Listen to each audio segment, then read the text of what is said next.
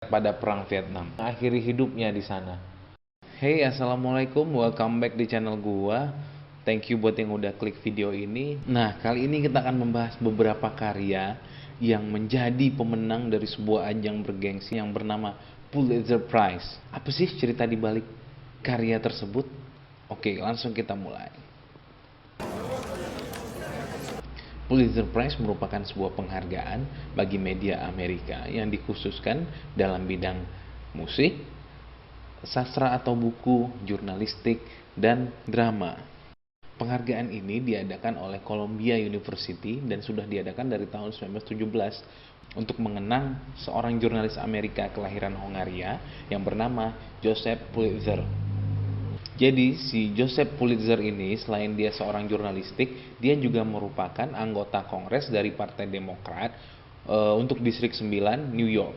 Singkatnya, dalam karirnya ia membeli kepemilikan dari media ataupun koran St. Louis Dispatch dan New York World, dan kemudian itu dia membuat terobosan-terobosan bagaimana media-media koran yang ia beli ini mampu diterima oleh masyarakat, dan pada akhirnya benar, koran-koran miliknya menjadi yang paling diminati, bahkan pencetakannya sampai 600.000 eksemplar per hari.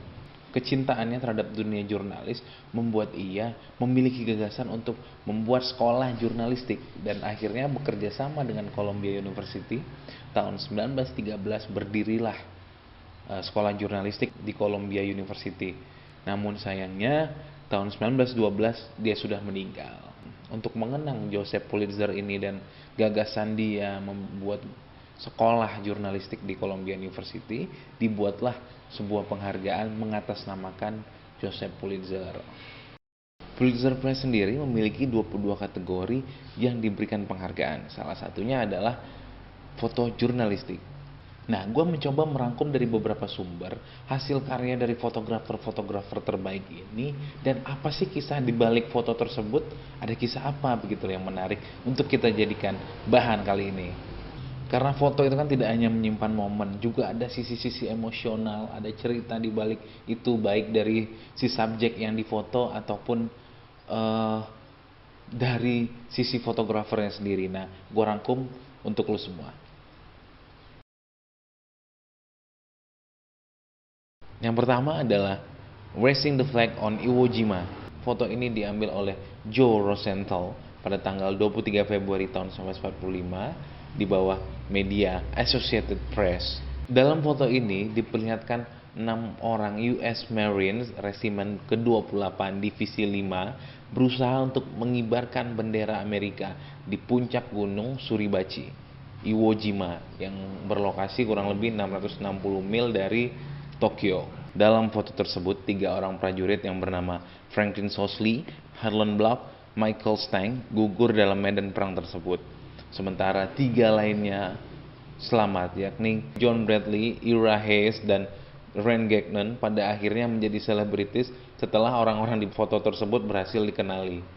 Bahkan karena saking terkenalnya dan memorable, pada tahun 1954 dibangunlah sebuah monumen Corps US Mariner di depan pemakaman National Arlington sebagai penghormatan bangsa terhadap marinir yang telah gugur. Yang kedua, Lone Jewish Woman. Foto ini dimenangkan oleh Odette Balithy saat dia diminta meliput aksi protes pemukiman ilegal Israel karena menolak evakuasi pada tahun 2006 di tepi barat, tepatnya di Amona. Nah, Odette Balithy diminta meliput oleh Associated Press. Nah, saat dia menangkap momen ada seorang wanita yang tengah melakukan aksi protes dan berkonfrontasi langsung dengan polisi Israel. Jadi kayak polisi itu mendorong si wanita ini menahan, dan akhirnya terciptalah foto yang sangat memorable.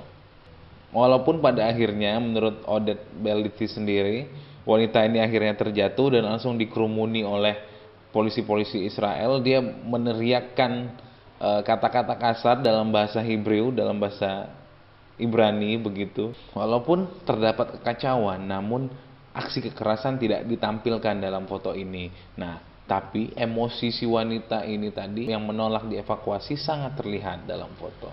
Foto yang diambil oleh Odette Balithy ini akhirnya memenangkan penghargaan Pulitzer Award pada tahun 2007, dan dia menjadi orang pertama, bahkan sampai sekarang menjadi satu-satunya orang yang dari Israel menerima penghargaan tersebut. Yang ketiga, The Boston Fire Balcony Collapse. Foto ini diambil oleh fotografer dari media Boston Herald yang bernama Stanley Forman.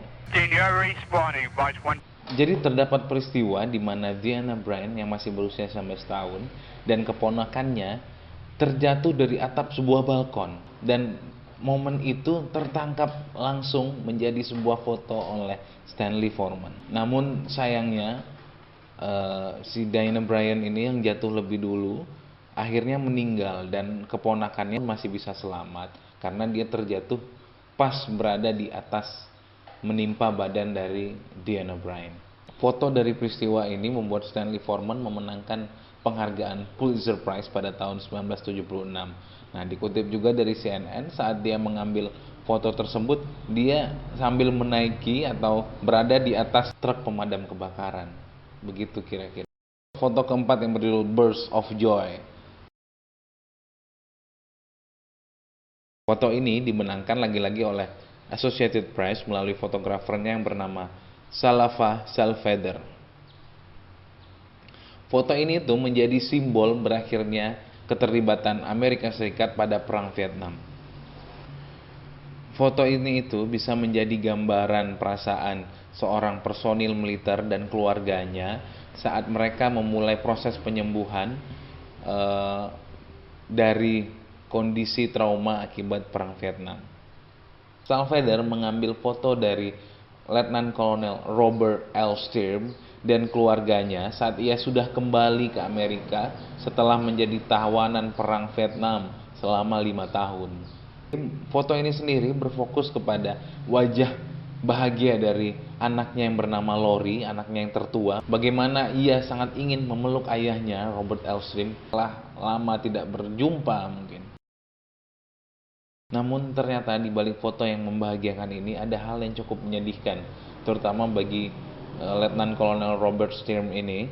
Dikutip dari rarehistoricalphotos.com, 3 hari sebelum pertemuan Letnan Kolonel ini dengan keluarganya, istrinya ternyata mengirimkan surat kepada Robert L. Sturm yang menyatakan bahwa ia menginginkan perceraian. Yang menyedihkan adalah istrinya mengambil uang senilai 140.000 US dollar dari bayarannya selama ia menjadi tawanan perang. Kemudian ia juga mengambil 2 anaknya yang paling kecil. Tidak hanya itu, dia juga mengambil mobil, rumah.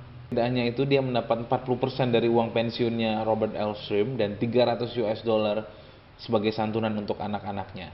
Robert Sturm sendiri tidak hanya diam, dia mengajukan gugatan perlawanan di persidangan, namun pada akhirnya dia kalah dan dia harus menyerahkan itu semua sesuai permintaan istrinya. Wanita tersebut, mantan istrinya, hanya membayar 1.500 dolar sebagai pengganti karena ia menggunakan duit dari Robert L. Sturm untuk jalan bersama pria lain. Pada akhirnya, kisah di balik foto ini, Let Cole sendiri dia memilih kembali bersama ibunya di San Francisco bersama dengan anak tertuanya si Lori tadi. Yang terakhir dan mungkin yang paling mengguncang adalah foto yang berjudul The Vulture and the Little Girl. Foto ini diawali dengan sebuah kisah di mana seorang fotografer yang bernama Kevin Carter, dia adalah fotografer dari Afrika Selatan. Dia diminta untuk meliput situasi di Sudan. Begitu dia sampai di Sudan, dia melihat ada sebuah camp dan pusat bantuan makanan di desa Ayot, Sudan. Kevin Carter melihat ada seorang anak perempuan yang masih kecil, dia merangkak menuju pusat bantuan makanan. Yang cukup menyedihkan adalah saat anak perempuan yang masih kecil ini berusaha merangkak dan hanya bisa tersujud karena kelaparannya ataupun saking lelahnya, ia melihat ada seekor burung pemakan bangkai sedang menunggu dia di belakang. Wow, momen yang sangat menyedihkan. Apakah si burung pemakan bangkai ini sedang menunggu anak perempuan yang masih kecil ini tadi? Kemudian Kevin Carter dari jarak 10 meter, dia mencoba mengambil gambar dari peristiwa ini. Begitu selesai dia mengambil gambar dari kejadian itu, ia pun mengusir burung, dan kemudian setelah burung itu pergi dan dia pun pergi. Singkatnya, setelah dia kembali dari Sudan tanggal 26 Maret 1993, ia pun menjual foto tersebut kepada New York Times. New York Times dengan segera membuat berita tentang foto tersebut dan akhirnya mengedarkannya. Hanya dalam semalam setelah berita itu diedarkan, New York Times mendapat banyak telepon yang menanyakan tentang keadaan anak perempuan yang masih kecil tadi itu yang dalam berita. Kevin Carter sendiri ditanya oleh New York Times, dia menjawab yang dia tahu adalah ya perempuan itu tidak dimakan oleh burung tersebut dan dia masih pergi, dia mungkin sampai ke pusat bantuan makanan, namun setelah itu Kevin Carter tidak mengetahui apapun gitu. Yang paling menohok bagi Kevin Carter adalah tulisan dari media Saint Petersburg di Florida. Ia menulis bahwa seorang pria menggunakan lensa hanya untuk mengambil frame yang tepat dari penderitaan seorang anak perempuan, sama seperti predator di belakangnya yang siap memangsa. Bagaimanapun Kevin Carter hanya menjalankan perannya sebagai jurnalis. Ia memang tidak boleh terlalu dekat dengan masyarakat ataupun korban-korban untuk meminimalisir tertularnya penyakit. Namun dia dianggap hanya mengedepankan pekerjaannya daripada sisi kemanusiaannya, itu yang ditangkap oleh masyarakat. Jadi pada tahun 1994 fotonya tersebut memenangkan Pulitzer Prize. Namun ternyata apa yang menjadi sorotan media saat dia menjual itu kepada New York Times sebelum dia menerima penghargaan, rasa sesalnya terhadap anak kecil itu ternyata sangat menghantuinya. Jadi pada tanggal 27 Juli 1994, tidak lama setelah dia memenangkan penghargaan itu, di Park Mall, dekat sebuah lapangan di mana biasanya banyak anak-anak bermain di situ, ternyata sangat miris ia mengakhiri hidupnya di sana. Ia mengakhiri hidupnya dengan cara menghirup karbon monoksida dari asap knalpot mobilnya yang ia alirkan melalui jendela samping mobilnya. Ternyata dia mati dengan cara membunuh dirinya sendiri pada usia 33 tahun. Di samping itu, saat dia bunuh diri, dia juga menulis surat. Mungkin di tahun 90-an cara bunuh diri rata-rata seperti itu ya. Kita lihat juga Kurt Cobain juga dia meninggalkan surat terlepas dari kontroversi, ya kan? Itulah tadi kisah-kisah dari pemenang foto Pulitzer Prize. Ternyata foto itu berisi perasaan dan bahasa yang luar biasa ya, yang menggerakkan perasaan orang-orang yang terkadang sang fotografer pun tidak, seperti cerita Kevin Carter tadi, kadang-kadang fotografer pun tidak tahu bagaimana orang lain melihat dari sudut pandang foto tersebut, sampai akhirnya dia melakukan akhiri hidupnya dengan bunuh diri. Thank you buat yang udah nonton. Sekali lagi kalau lu suka sama video ini, tolong di subscribe, like and comment and share, ya kan. Thank you so much. Assalamualaikum warahmatullahi wabarakatuh.